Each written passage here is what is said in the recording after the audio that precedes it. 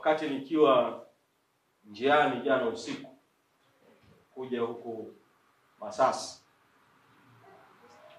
nikapewa taarifa kwamba kwenye mitandao ya kijamii kuna kauli ya msajili wa vyama vya siasa na kwamba amempa katibu mkuu wa Chadema wiki moja ili katibu mkuu atoe majibu juu ya barua ambayo yameandikiwa na mwanachama mmoja wa Chadema kuhusu uhalali wa kikao cha baraza kuu la chama tarehe 22 mwezi Januari mwaka 2025 kilichothibitisha uteuzi wa katibu mkuu wa chama, manaibu katibu wakuu na wajumbe wa kuteuliwa wa kamati kuu ya chama.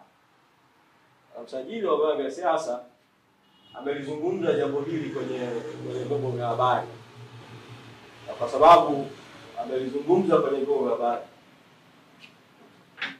na mimi kwa nafasi yangu ya mtendaji mkuu, kabla hata haijafika hatua ya kuwasilisha majibu kwa waandishi kwake juu ya hayo ambayo ameshaanza kuyazungumzia kwenye vyombo vya habari, nataka niwahakikishie tu wanachadema na Watanzania juu ya hiyo tuhuma ambayo msajili wa vyama vya siasa ameisemea kwenye vyombo vya habari, kwamba akisema kwamba tunapaswa tuwe tumepeleka majibu. Chadema inaongozwa kwa mujibu wa katiba. Sisi tunaheshimu sana katiba ya chama, kanuni, maadili na itifaki ya chama. Ibara ya 6.22 ya katiba ya chama inahusu uhalali wa vikao vya chama, na ibara hii ina sehemu mbili juu ya akidi ya vikao. Hapa nitazungumza juu ya hoja ya akidi ya vikao. Sehemu ya kwanza ni ibara ya 6.22A inayotamka maneno yafuatayo: kutahitajika akidi ya 50% ya wajumbe kwenye kikao halali cha ngazi ya kawaida. Alafu 6.22B nazungumza akidi nyingine: lakini vikao halali vya kurekebisha au kubadilisha katiba au vya uchaguzi na sera za chama vitahitaji akidi ya 75%. Kwa kuna akidi za aina mbili katika chama cha Chadema. Kuna akidi ya vikao vya kawaida vya maamuzi na kuna akidi ya vikao vya maamuzi maalum ambayo kwenye katiba yametajwa ni mambo yafuatayo: moja, kama kuna ajenda ya kubadilisha katiba ya chama; pili, ajenda ya uchaguzi wa chama; tatu, ajenda inayohusu kupitisha sera za chama. Kikao cha baraza kuu cha tarehe 22 mwezi Januari mwaka 2025 hakikuwa na ajenda ya uchaguzi, kwa sababu nakumbuka, na hili nilieleza vizuri sana mbele ya baraza kuu, baada ya kuwa katibu mkuu nimepokea rufaa juu ya uchaguzi wa wajumbe wa kamati kuu wa kuchaguliwa. Ajenda ya uchaguzi ikawa si sehemu ya ajenda ya kikao cha baraza kuu cha tarehe 22 mwezi Januari mwaka 2025. Baada ya kuondoa ajenda ya uchaguzi, kikao kikaendelea na ajenda za kawaida ambazo ni kuthibitisha uteuzi wa katibu mkuu na manaibu wake na kuthibitisha uteuzi wa wajumbe wa kamati kuu waliokuwa wamependekezwa na mwenyekiti. Ajenda hizi za kawaida zinaongozwa kwa mujibu wa katiba ibara ya 6.22A kwamba akidi ni 50%. Katika kikao cha baraza kuu cha tarehe 22 mwezi Julai, idadi ya wanachama viongozi waliokuwepo, wajumbe wa baraza kuu ambao walisaini wenyewe, sio tu kwa kuandikiwa majina, bahati njema sana kwenye kikao kile cha baraza kuu kila mjumbe aliandika jina lake kwa mkono wake mwenyewe, cheo chake kwa mkono wake mwenyewe, eneo lake analotoka kwa mkono wake mwenyewe, nambari yake ya simu kwa mkono wake mwenyewe, na akasaini kwa mkono wake mwenyewe. Jumla ya wajumbe 234 sawa na 56.8 walihudhuria baraza kuu, na tunao ushahidi wa mahudhurio yao. Wanataka kuwaambia wanachadema na Watanzania, muwe na amani na muwe na imani. Mchezo huu haramu unaohusisha ofisi ya msajili na baadhi ya watu ndani ya chama, mbinu hizi haramu, nataka muwe na hakika tutadhibiti kama ambavyo tumedhibiti mbinu nyingine haramu ambazo tutakabiliana nazo kama chama.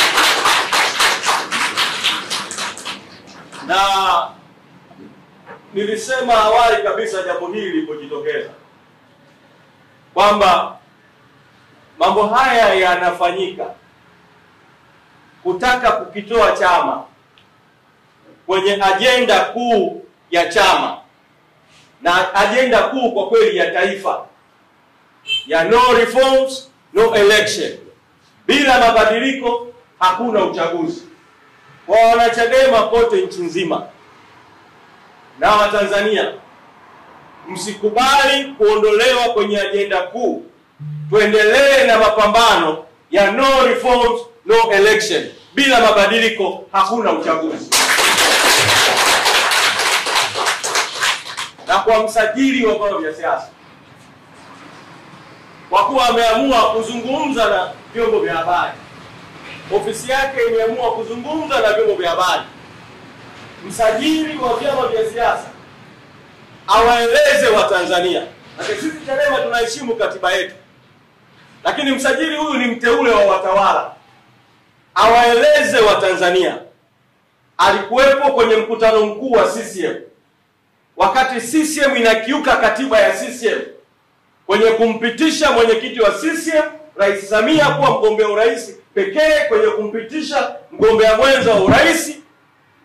Msajili wa vyama vya siasa alikuwepo, ofisi yake ilikuwepo kwenye hicho kikao. Awaeleze Watanzania ni hatua gani mpaka sasa msajili wa vyama vya siasa amechukua dhidi ya CCM na Rais Samia na viongozi wengine wa CCM wa matendo yaliyofanywa na CCM kule Dodoma.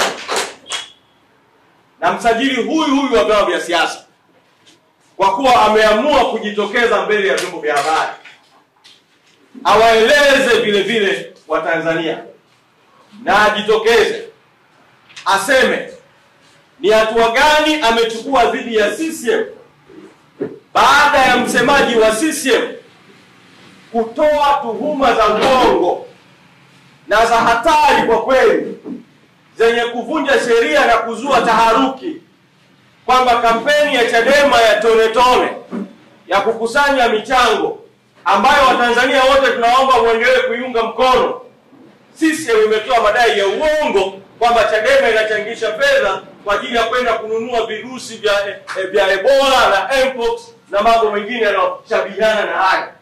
Sasa madai haya ya uongo, msajili wa vyama vya siasa anafahamu kwamba nilikwisha mtumia hiyo video ya Amos Makala. Msajili ajitokeze mbele ya Watanzania, aeleze amechukua hatua gani dhidi ya Amos Makala na CCM kwa kutoa tuhuma hizi za uongo.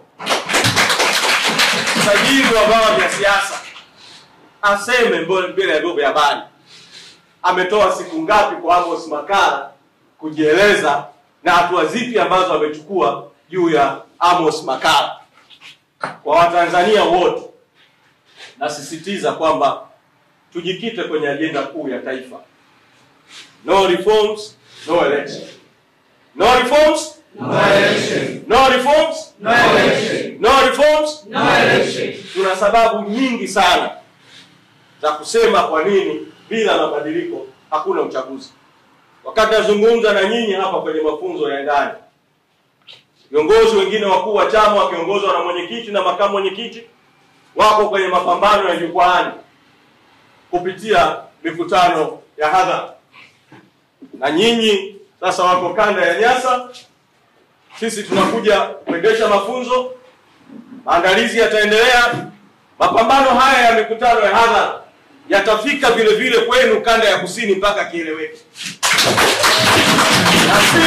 Na si kanda ya kusini. Tutazunguka kanda zote za nchi hii kuwaunganisha Watanzania kwamba bila mabadiliko hakuna uchaguzi. Madhara ambayo tumekwisha yapata kama taifa kwenye chaguzi za ovyo, uporaji wa demokrasia kwenye uchaguzi wa vijiji na vitongoji 2019, uporaji wa demokrasia kwenye uchafuzi wa mwaka 2020, ubakaji wa demokrasia uliotokea kwenye uchaguzi kinachoitwa uchaguzi wa tarehe 27 Novemba mwaka 2024. Tumesema hali hii imetosha. Tunataka mabadiliko ya kikatiba na ya kisheria na ya kikanuni na ya kiuongozi na ya kiutendaji yatahakikisha chaguzi huru na haki katika nchi yetu. No reforms, no election. No reforms, no election. Bila mabadiliko hakuna uchaguzi. Bila mabadiliko hakuna uchaguzi. Kwa hiyo msajili na wote wanaotumika, tunataka kwanza, kama ofisi ya msajili ingekuwa inazingatia sheria, inazingatia mamlaka ya ofisi ya msajili, ofisi ya msajili wa vyama vya siasa ambayo inajiita eti ndio walezi wa demokrasia, eti ndio walezi wa vyama vya siasa, ofisi hii ndio ingekuwa mstari wa mbele kuungana na Chadema katika no reforms, no election. Badala yake ofisi hii inatumika kama kichaka cha kuishambulia Chadema. Sasa sisi tutajibu mashambulizi. Taendesha mafunzo hapa, tarejea Dar es Salaam, bado na safari ya kwenda kuendesha mafunzo kanda ya kati kwa maana ya mikoa ya Dodoma, Singida, Morogoro. Tutakwenda kanda kwa kanda kuendesha mafunzo. Lakini pamoja na kuendesha mafunzo, wakati tukiendelea na mafunzo, maelekezo, kukagua uhai wa chama kupitia vikao vya ndani, timu zingine zinaendelea na mashambulizi kupitia mikutano ya hadhara, pamoja na kuwa kwenye mzunguko huo mikoani. Lakini tuhakikishie tu wanachadema kwamba jitihada hizo zinazoendelea kufanywa tutazidhibiti kwa haki kabisa kwa kuzingatia katiba, kanuni, maadili, itifaki ya chama na mwelekeo wa chama kwa ujumla.